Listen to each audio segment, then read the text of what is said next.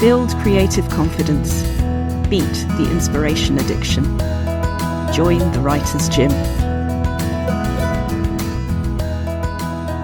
Today on the Writer's Gym, I am joined by one of the writers who has had the most consistent positive effect on my life, and I know the life of a lot of people I work with and clients in the Writer's Gym. I'm delighted to welcome Doug Naylor.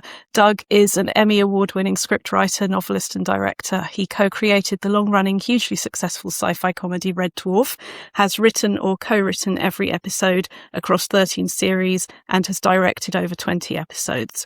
Doug also co-founded Grant Naylor Productions in 1991, which made series 4 to 10 of Red Dwarf. Doug has also written 3 best-selling novels. He co-wrote a #1 single, which shall remain nameless, but has the words song and chicken in the title.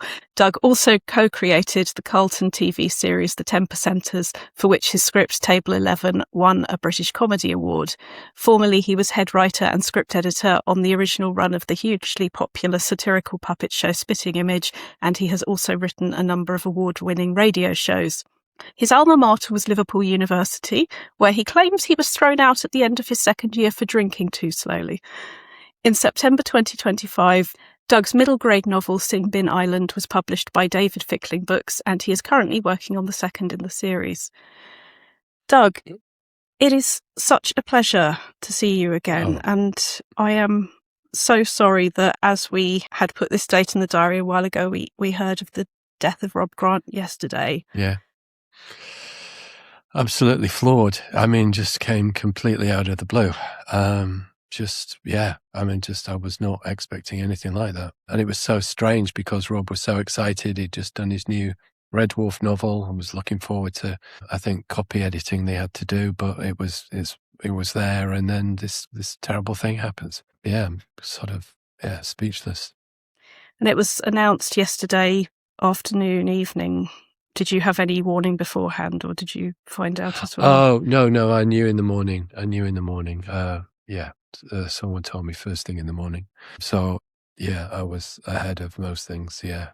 The relationship of a co-writer, I won't say it's something I've never experienced. Certainly I've not experienced it on that scale, but you wonderfully had a bio that described you as a Gestalt entity who, for tax reasons, had completely separate wives. At one point, the writers listening to this, who some are sort of BAFTA Carnegie winners and some are picking up a pen for the first time and going, what's this then? Yeah. I think that experience of writing with somebody, particularly, you started together very early, didn't you?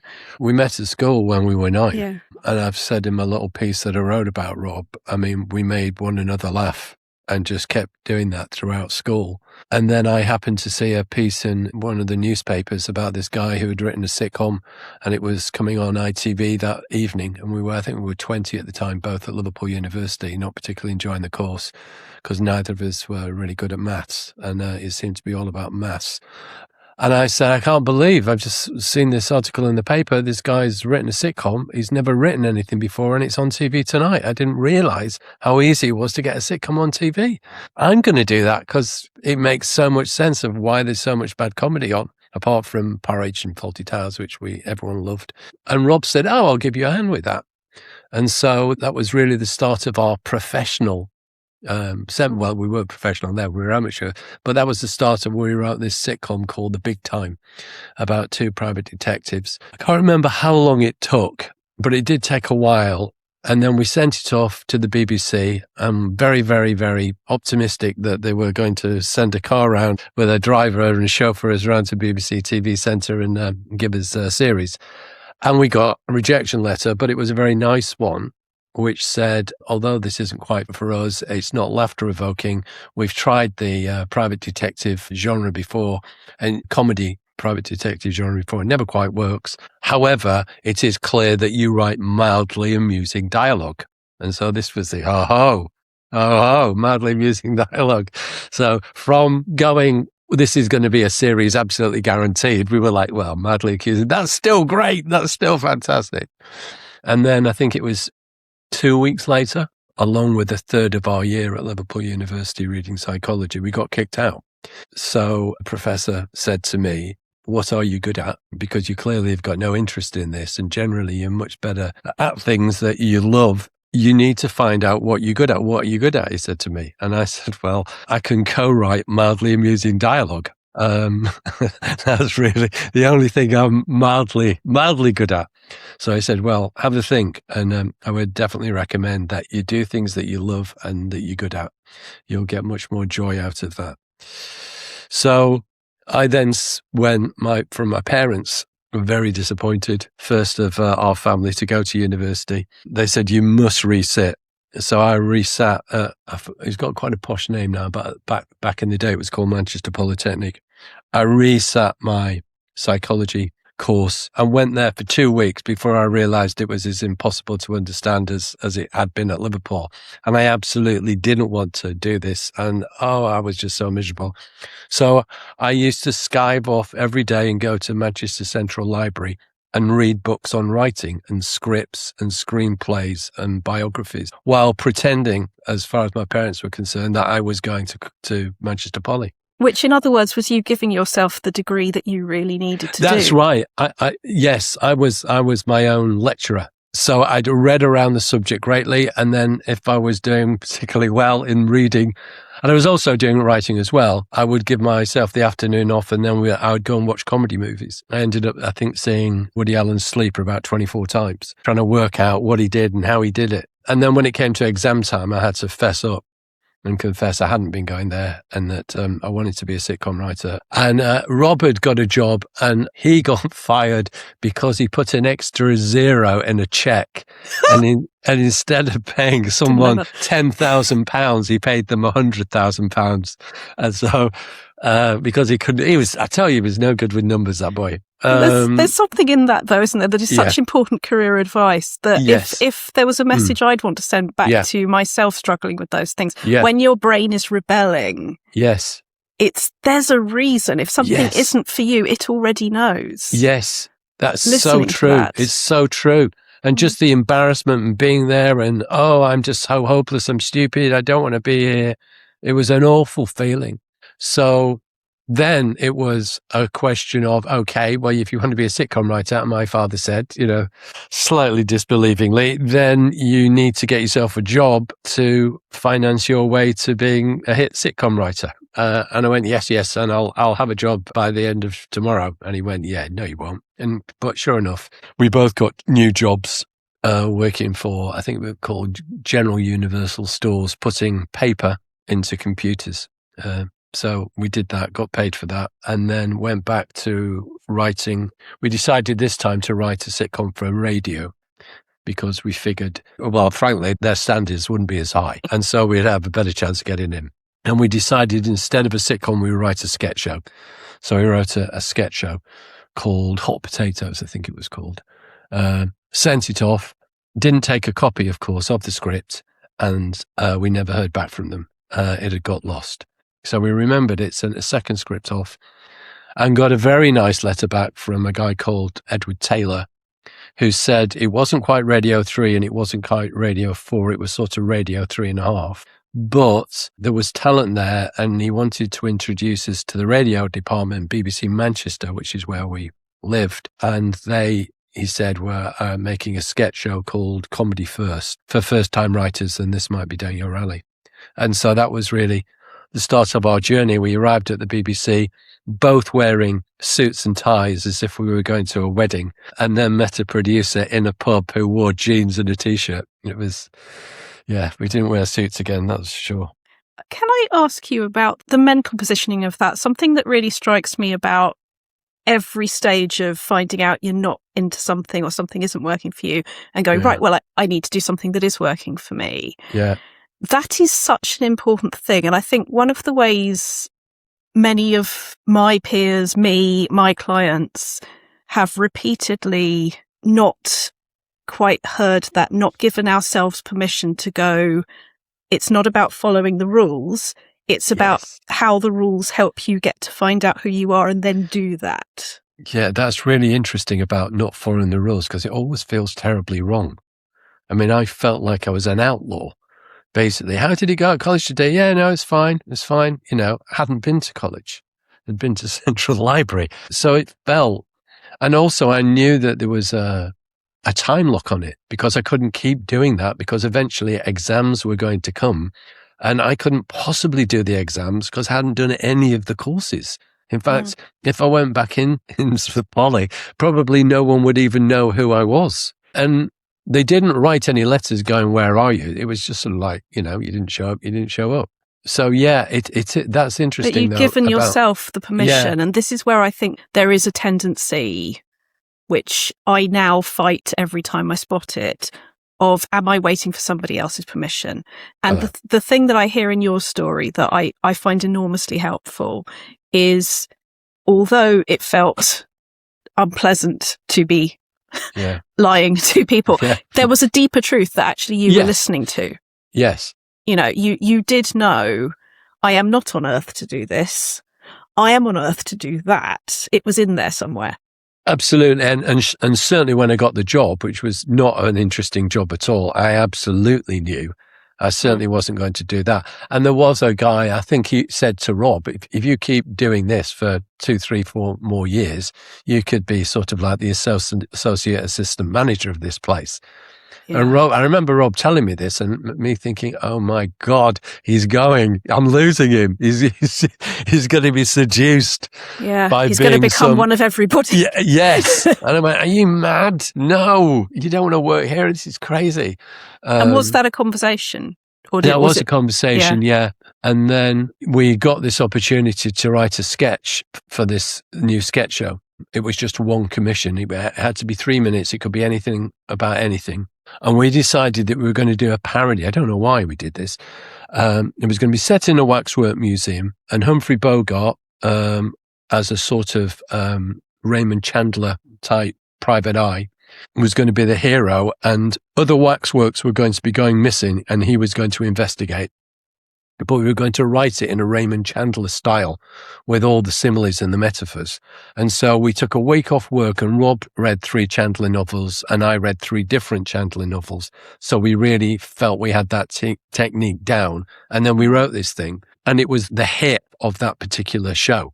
And then it went down to London. They rejected the pilot, said it wasn't any good. But who wrote the Bogart sketch, the waxwork sketch? And they were told it was us. And they said, right, get those guys to write half of the new pilot and then send us a new one. So that's what happened. It then went to series. And we were given, the BBC were absolutely incredible. They gave us our own office. We were sort of taken under the wing, eventually, of a guy called Mike Craig, who used to work massive amounts of radio shows, including the Grumbleweeds. And in fact, he's the sort of guy who knew everyone, worked with Morecambe and Wise, and he was extremely extrovert and always introduced us incredibly. These are the 2 most talented young writers in the country. It was like, oh my goodness. If my parents could be listening to this, they wouldn't be so worried. And there was one time we were in the BBC bar and we loved Bob Hoskins, who had done one of his early movies at the time, was, a huge movie star. But he had also done this series on BBC Two, I think it was, for people who couldn't read and write. And so it was the difficulties. He was this character and his language was always so rich and we just loved him. And we said, God, we'd love to work with him one day. And there he was in the bar.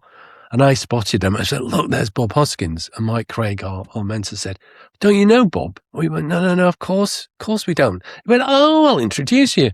So he went across and went, Bob, this is Rob, this is Doug. They're the 2 most talented writers in the country today. Lads, sit down. Bob, what you drinking? Thora Hurd was with him. Thora, what you drinking? I'll go and get the drinks. So off he went to get the drinks, and I said to Bob Hoskins, so how long have you known Mike? And he said, I've just met him. Oh, what a life lesson. That was Mike. That was Mike. Because the thing with that is just having people model that behaviour of, I want to make this happen. I have the right to make this happen. Yeah. Not bullshitting yourself, not drowning in imposter syndrome. Just going, I've got a story, bring it forward. That feels like a really good example to have. I know. Yeah. I know. Mm. And that was it. And so we had a really amazing afternoon chatting to Bob. Can I ask you about co-writing in terms of pushback? Because listening to you tell that story, one of the things on my mind is there will be times in the realization of any story where it's very important to say, no, I disagree, that's not working. Yeah. Could we talk about the art of knowing when is the time to push back or how that works? I mean, I haven't asked you about whether co-writing for you two started on a piece of paper or improvisation or face-to-face. It was so much like this. We're just sitting opposite one another and we go, okay, what are we going to do? Have we got any ideas? And then if we got, say, an idea for a sketch, we'd then develop it. If we got an idea for, when we were doing sitcom stories, we would write as many ideas down as possible without committing to any one. So it was just like, what can happen? Okay, Rimmer can do this and da-da-da. Okay, boom. And I would write it down in a book. Okay. And then we'd have about 30, 35 ideas, not worked out, but just, that's quite. And then we'd go, what's the best idea here? And we go, oh, my favorite is this one. We nearly always agreed. Okay, yeah. Okay, let's write that. And then we would map it out. Okay, so this happens, that happens. Right, in the first scene, this could happen. Yeah, right. And all scribble down. And then we would start writing it. And if we disagreed, the rule was we would both have to agree to something. So there were no arguments. The only near argument was I kept nagging him that we needed a robot in Red Dwarf. And he went, a robot's a cliche. We haven't got aliens. We've got genetic mutants. Quite close to aliens, but okay. And a robot is really cliched. And I went, I get that. I totally get it. But we need another character. And as soon as we've killed off the human race, and, and we've got one hologram, we don't want another one, and we've got the cat, we need something, and we've got a senile computer, a robot would be okay. So he went, okay, let's write one with a robot in it, and that was Crichton, the very first Crichton, which was the first show of season 2. And then after that, I went, we've got to get that character back. And he wasn't sure, but eventually he gave in. But other than that, I mean, I was reading in a paper that we broke up because of creative differences. Well, that's genuine news to me because I don't remember any. I was so touched. I went back and did some research, obviously, not just reading Simbin Island, but having a happy nerd dive on everything I loved at the age of well, all ages really, but 14. We had a guest on a couple of weeks ago who's a horror writer, Ali Wilkes, and she mentioned we were talking about how there's a bit of a renaissance for a lot of us of this kind of age where we feel like there is now a fashion rather than a denial to get back in touch with the 14-year-old self that you were.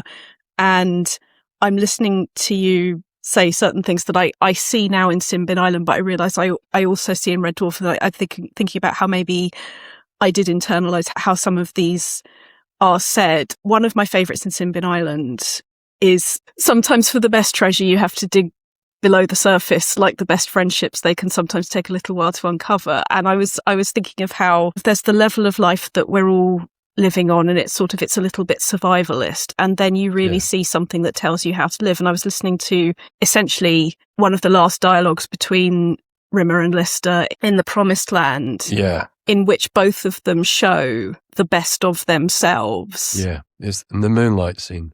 Yes. That was a scene I just wrote, and it didn't really seem to fit anywhere. And Richard, my son, was the producer of that. And he went, what have you got? Where are you? Up to the script. And I went, I'm here with this first draft. And I've got a load of sort of scenes that I don't know what I'm doing with that. And he read the moonlight scene and went, why is this not in? This has got to be in. This is the best thing you've written in this. And I went, oh, right, okay. And I said, it's pathos though. He said, yeah, but that's got to go in. So he spotted it. I don't know whether I would have spotted it later, but he certainly, he was very, very insistent that it was strong. So another example of when that relationship between, not writers per se, but creators.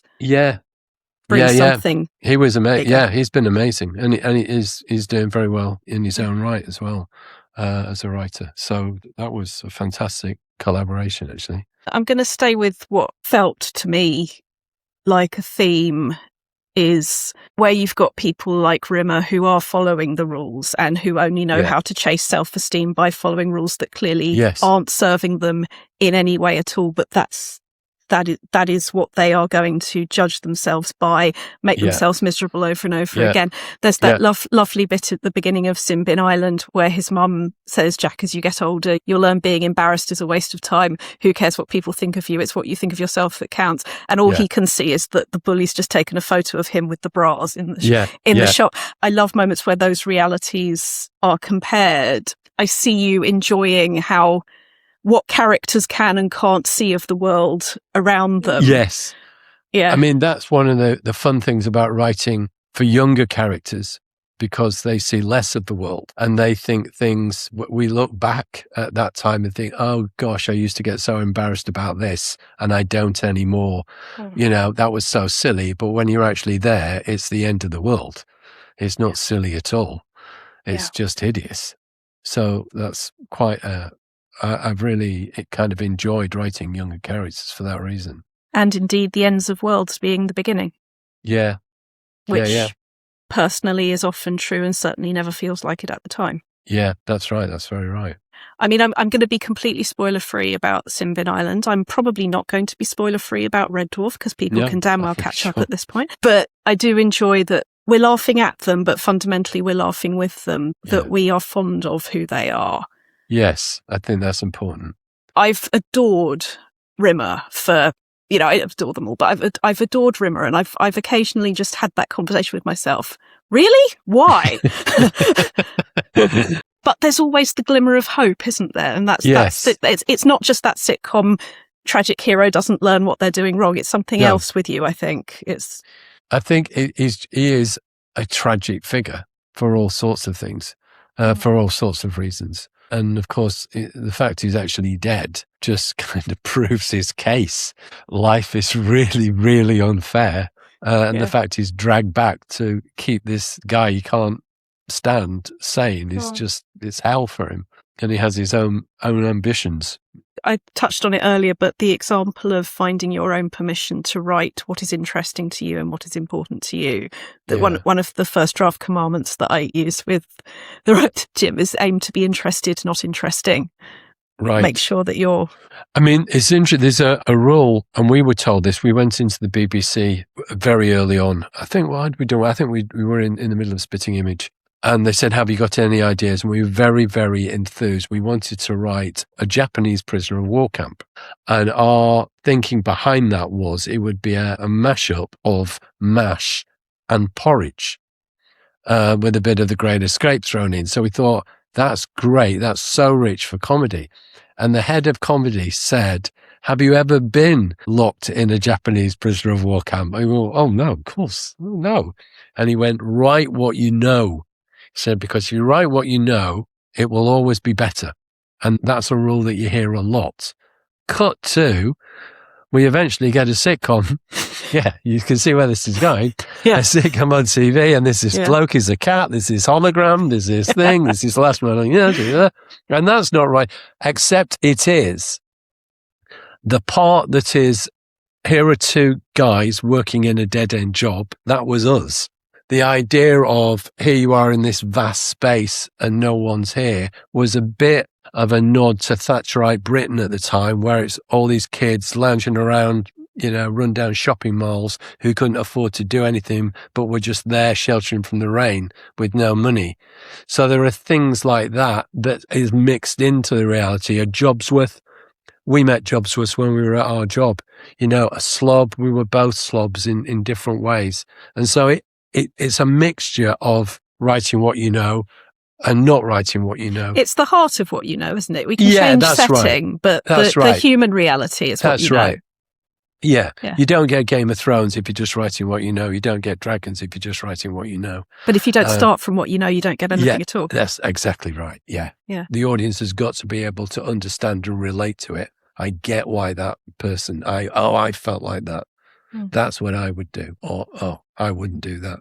That life lesson again and again of Lister fundamentally getting the joke. He's not up himself because he gets the joke.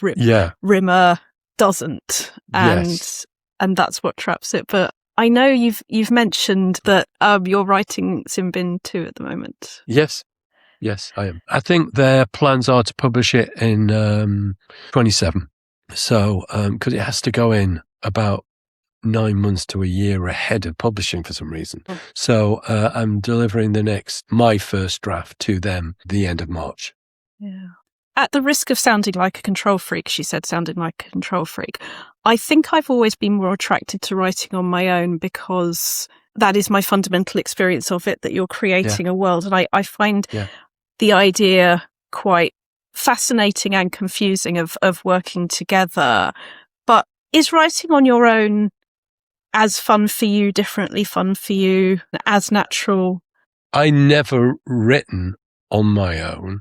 I mean, apart from not in a sustained professional way at the time, it had always, I'd written, we did a sitcom about students actually and trying to make it work. And we could never quite make it work and we couldn't understand why. We didn't know enough about things then. And if we had finished it, it would have gone into the BBC almost certainly at the same time, if not just a bit before the young ones. But it didn't have that anarchy that the young ones had. So I'd been used to writing with a writing partner, with Rob, throughout. And then we got to a point where we were writing the 10%ers, which was a sitcom for ITV. And Rob said, I don't want to write with you anymore. He never really gave a reason. I want to write on my own. And we were in sort of nearly into pre-production and we hadn't got the scripts. And so I went, I think that's a completely bonkers idea. And he went, well, that's what I want to do. So I then went, we had our shared agent at the time, and the shared agent said, have you got any ideas? And I said, yes. He said, honestly, you're going to get so far behind with the scripts if you don't start doing them. And I went, I completely agree. He said, write one on your own this weekend, he said, and hand it in, and then let's go from there. So I wrote a script in a weekend, took it in, and my agent gave it to Rob, and he took a copy, and they both read it. And sort of to my amazement, actually, Rob went, this is really funny. I think this is really great. You've cracked the series. This is what the series should be about. I'm really enthused. I'm going to write scripts now. Yeah. And this is the template for how we write scripts. And my agent, I think if Rob had hated it, I think my agent might not have been so enthusiastic. But anyway, he was incredibly enthusiastic too. And he said, right, off you go. You write the second one. Rob's going to get on with his. So I wrote then 3 scripts, and then Rob came in. He was late bringing them in, but he brought in 3 scripts, and the director didn't like any of them. And so it was like, this is not what we want. Can I help? Can I punch them up? Shall we go back to writing them together again? No, absolutely not. I want to write them on my own. And then he demanded from the director that he shot the scripts as he had written them, despite the director not liking them. And then the director went, absolutely not. I won't do that.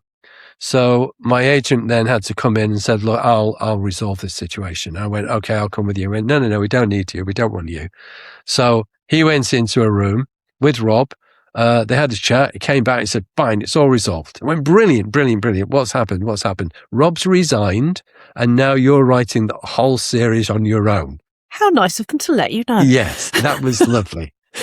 So there were scripts that we got in some other writers at some point, so I had to rewrite scripts, and I had to write a script a week for 4 weeks because it was a series of 7. So that was the first time of writing on my own. So you won't be surprised to hear I didn't enjoy it very much. And then I'm not quite right in my timeline at the moment with the novels. The novels, the first 2 we wrote together, and then it was a very similar situation where we're going to write The Last Human. We had the title together. I don't want to write with you, he said. Why don't we write separate chapters? So you write the first chapter, I'll write the second chapter. I tell you what, no, you write the first 3 chapters and I'll write the second 3 chapters. Going, Robbie, sure, this is a good idea. Yeah, it's fine. So I wrote my 3 chapters, and then he came and said, where's your 3 chapters? Writer's block. I haven't really, no. Tell you what, you write the next 3 chapters as well as the first 3 chapters, and I'll write the next 6 chapters. So you can see where this is going, can't you? Oh, yeah. So I then had my 6 chapters, and then he produced something that was just unspeakably bad, honestly. I mean, I remember my lawyer reading it and going, there aren't even any verbs in this. What is he doing? This is unprincipled. And so Rob then went, okay, you write this book. And by the way, you've got to have it in 3 months because we've been sued by Penguin for not delivering the script. So I think we're a year late already. and I'll do the next one. And so that's what happened. And of course, the Clever Clogs, he had 15 months to write his book, and I had to write mine in 3 months. I mean, as much as I'm in favour of self-permission, that's quite another level. Yeah. So those were the first 2 experiences of writing on my own. And they were just horrible. And also because Rob did the typing, and I would do, I would pace up and down, do the dialogue and ad lib and blah, blah. I was suddenly typing, and I remember, and I'm still got the scars today, I didn't know how to put the page numbers on the page. And it really, really bothered me because it reminded me of how completely pathetic I was. And I shouldn't be doing this. And everything's gone wrong. And it wasn't the equivalent of a Google or a search engine to find out. And so I devote 20 minutes a day to trying to work out how to get page numbers on and then go back to writing it. I'm so glad you've shared that with us, because one of the most important things I think beginner writers particularly get to hear is that no matter how many Emmys, no matter what happens next, there will always be things that make us feel like we're slightly just pretending, or it's not. You're not a proper grown-up. Oh, no, absolutely. And that never goes away. That never goes away. Even if you've done something successful and you start on the new project, you go, this is going to be a turkey, this is going to be terrible. You get the voices just the same. And it's either just, what do I know because I haven't done anything? Or now that I've done something, what if it's not received as well as that? Absolutely. Or there was puts on a different hat. Absolutely. Maybe that thing was a fluke. It was just everything aligned and, it came out good. But now it's the real you and you don't know what you're doing again. And it is that, isn't it? It is human nature, which is why all of these questions about writing that I find most useful to hear as a writer and that I want to share with people, it's about finding what works for you. Yeah. It's not about waiting for those feelings to go away. It's about knowing those feelings are part of the contract of being human. Yeah. And it's pat it on the head while it sits next to your keyboard and carry on, really. I think one of the things that you can't simulate when you're trying to break in is the reality of a real deadline. The advantage of a real deadline, where you're absolutely stuffed if you don't deliver on the day that you've agreed to deliver on, is you've got to deliver something. But you can't simulate this, I don't think. This gets rid of, I haven't got time to worry about the page numbers. I haven't got time to worry about whether I'm useless or not. I have got to finish something. I've got to finish it. I've got to do it. I'm going to be sued. I'll be finished if I don't do this. And so just getting through it, because so many writers trying to break in don't finish the project. And you learn from what you finish. And you absolutely, also you can say that's finished. And then you can go, okay, I'll stick it in a drawer for 6 weeks. Then I'll come back, I'll read it again. What do I think? I can even show it around to people. What did you think? Did you get bored? Where did you get bored? What do you think of the characters? Blah, blah, blah. But you've got something that's finished. And then it's in the rewrite and the rewrites. And that's really where I've always thought things get good in the rewrites. It's like, what's my theme? You don't know your theme until you've written the first draft. Then you might be quite surprised what your theme is, but it will be there. And then you can start to pick it out. And also then you've got the fun of, I can see things now. I didn't know that was going to happen at the end. Whether you're a plotter or a pantser, I don't believe even if you've plotted everything that you know everything. You get to certain situations where you go, that surprised me. This was the word in my head, something that a director said to us a long time ago, which I find enormously helpful in writing as well as acting, is your job is to be permanently surprised. Right.